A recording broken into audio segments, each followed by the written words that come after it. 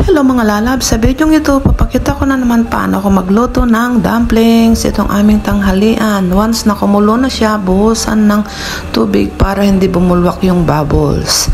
3 times ko yan na nilalagyan ng tubig. Nabuhusan, natakpan ulit. Tapos pag kumulo na, lagyan ulit. Tapos medium fire. Medium lang yung apoy. Tapos, pag naka 3 times na siya, ayan, luto na siya mga lalabs. Tanggalin na natin at kainin. Ayan, sausaw natin sa may chili sauce. Simple lang ang aming tanghalian sa lunch. Ayan, pag Sabado, itong aking niluluto na kinakain nila amo. Enjoy watching. Kainan na. Simple lang siya. Pork dumplings na may repolyo. Yan ang aking niluto. Ang aking homemade dumplings. Yummy, yummy. Sa mga mahilig sa dumplings, pwede rin yung preto.